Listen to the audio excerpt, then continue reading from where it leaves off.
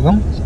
বর্তমানে আছি আমরা আব্দুল্লাহপুর বাস স্ট্যান্ড থেকে এখন কক্সবাজারের উদ্দেশ্যে 10টা 30 মিনিটে যাত্রা শুরু করলাম। আমাদের যাত্রায় সব থেকে খারাপ ডিসিশন ছিল যে সেন্ট মার্টিন এক্সপ্রেসের যে স্লিপার বাস সেটা নেওয়া। কুমিল্লা পার হওয়ার কিছুক্ষণ পরে আমাদের ড্রাইভার আমাদের গাড়িটিকে আর কি কাদার মধ্যে ফাঁসিয়ে দেয়, তো সেইখানে আমাদের প্রচুর পরিমাণে লেট হয়। এমনিতে স্লিপার বাস তারা অনেক স্লোলি চালায় বাস। পরবর্তীতে ট্রাকের পিছনে রশি দিয়ে বেঁধে তারপরে আমাদের বাসকে উপরে ওঠানো হয়। কুমিল্লা পার হতে হতে আমাদের প্রায় 10টার মতন বেজে যায়, যেখানে আমরা রাত 10টার দিকে গাড়িতে উঠি। কক্সবাজার পৌঁছাতে আমাদের প্রায় দুপুর 3টার মতন বেজে যায়। আমরা কক্সবাজারে এয়ার গেস্ট হাউস নামে একটি হোটেল আছে, যেটা সুগন্ধা পয়েন্টের কাছেই, সেইখানে উঠি। রেডি হয়ে চলে যাই সুগন্ধা বিচে, যেহেতু আমাদের হোটেল থেকে সুগন্ধা বিচটা অনেক কাছে। তো বিকেল টাইম ছিল, সূর্যাস্তের টাইম ছিল, তো সুন্দর সূর্যাস্ত দেখছিলাম আমরা। বর্তমানে আছি সুগন্ধা পয়েন্ট, এখানে খুবই সুন্দর ওয়েদার আছে বর্তমানে।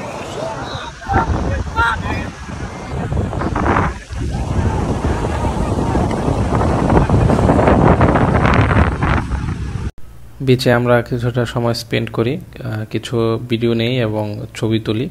ছবি তুলতে তুলতে আমাদের প্রায় রাত হয়ে যায়। তারপরে চলে যাই সি ফুডের যে দোকানগুলো আছে সেইখানে, তো সেইখানে যেয়ে আমরা কিছু সি ফুড ট্রাই করি।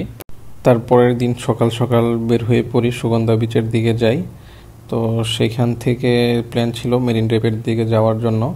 তো সেখানে অটোওয়ালা আমার সাথে আমরা ডিল করি যে উনি আমাদের পাটুয়ার টেক পর্যন্ত নিয়ে যাবে। তো আমরা তাকে 1200 টাকার বিনিময়ে সারাদিনের জন্য রেন্টে নেই।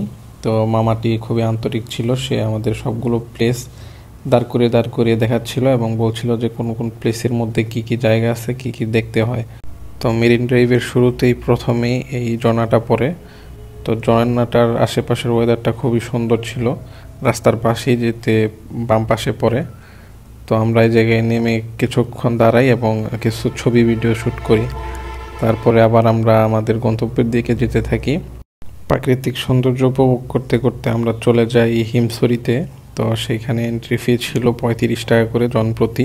তো আমরা টিকিট কেটে আমরা হিমছড়ি পাহাড়ের উপরে চলে যাই। আগে হিমছড়ি পাহাড়ের আশেপাশটা ছিল খুবই পরিষ্কার, কিন্তু এখন গিয়ে দেখলাম যে খুবই অপরিষ্কার। মানুষজন খাবার খেয়ে আশেপাশে সব পলিথিন বা প্যাকেটগুলো রেখে দেয়। তারপরে আমরা চলে যাই মিনি বান্দরবনের উদ্দেশ্যে। তো আমাদের মামা সব কিছুই দেখাচ্ছিল ঘুরিয়ে। তো মিনি বান্দরবন যাওয়ার যে রাস্তাটা সেটা খুবই সুন্দর। আশেপাশে যেদিকে তাকাই সেদিকে ছিল পাহাড় এবং সবুজে ঘেরা প্রাকৃতিক সৌন্দর্য অনুভব করতে করতে আমরা চলে আসি মিনি বান্দরবান। তো এইদিকে চারপাশে ছিল বড় বড় পাহাড়।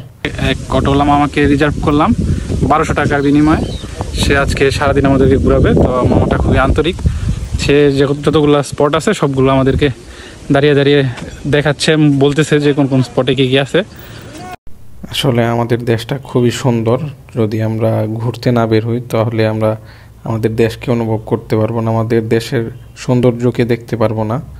তো মিনি বান্দরবনের পাহাড়ের উপর থেকে অনেক সুন্দর একটা ভিউ দেখা যাচ্ছিল। আমি দেখে পুরোই অবাক হয়ে গেছি যে আমাদের দেশের মধ্যে এত সুন্দর জায়গা আছে। মিনি বান্দরবনের রুটটা ছিল মেরিন ড্রাইভ থেকে বাম দিকে। তো আবার আমরা মেরিন ড্রাইভের দিকে ব্যাক করি, মেরিন ড্রাইভের রাস্তা দিয়ে আবার সামনের দিকে এগিয়ে যেতে থাকি। আমরা বর্তমানে আছি হচ্ছে জানি না কোন জায়গার মধ্যে আছি, তবে জায়গাটা অনেক সুন্দর।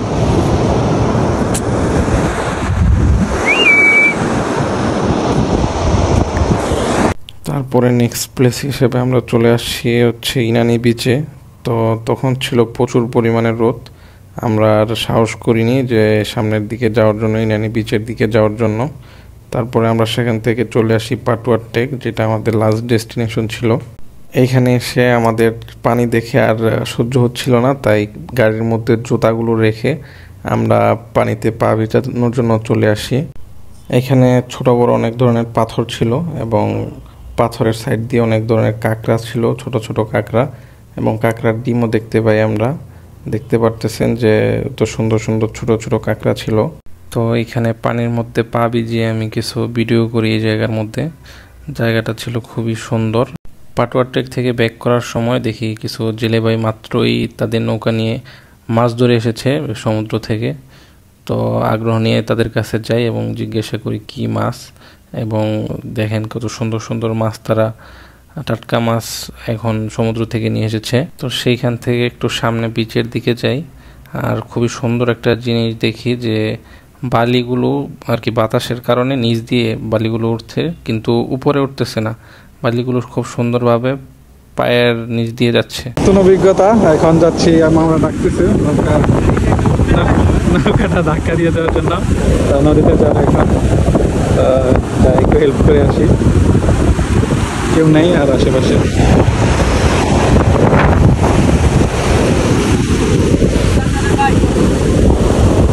আমরা দুই বন্ধু আমাদের সাধ্যমতো চেষ্টা করি যে তাদেরকে হেল্প করার জন্য। তারা নৌকাগুলো নিয়ে এখন সমুদ্রের মধ্যে যাবে। তো ওই দিন আমরা মেরিন ড্রাইভ থেকে বাসায় এসে ঘুমিয়ে পড়ি। এটা হচ্ছে কক্সবাজার আমাদের তৃতীয় দিন। তো আমরা এখনো পর্যন্ত সমুদ্রে গোসল করতে যাইনি। তো আমরা সকালে ঘুম থেকে উঠে প্রিপারেশন নিচ্ছিলাম সমুদ্রে যে গোসল করার জন্য। তো সমুদ্রে যে আমরা গোসল করি, সমুদ্রের পানিতে অনেকক্ষণ সময় কাটাই, প্রায় 2-3 ঘন্টার মতন সময় কাটাই। তো সেখান থেকে ব্যাক করে আমরা রাতে চলে যাই হচ্ছে বার্মিস মার্কেট, যেটা হচ্ছে Cox's Bazar new market. Burmese market যেটা পুরাতন বার্মিস মার্কেট, সেখানে চলে যাই আমাদের কিছু কেনাকাটা করার জন্য। বার্মিস মার্কেট থেকে ব্যাক করে আমরা ঘুমিয়ে পড়ি। আর পরের দিন হচ্ছে আগের দিন সমুদ্রের পানিতে গোসল করার কারণে মোটামুটি অসুস্থ হয়ে পড়ি, তাই আর ভিডিও কন্টিনিউ করা হয়নি। তো এতটুকুই ছিল আমাদের কক্সবাজারের ব্লগ। আশা করছি সবার কাছে ভালো লেগেছে। তো যদি ভালো লেগে থাকে তাহলে আমাদেরকে সাপোর্ট করে পাশে থাকবেন।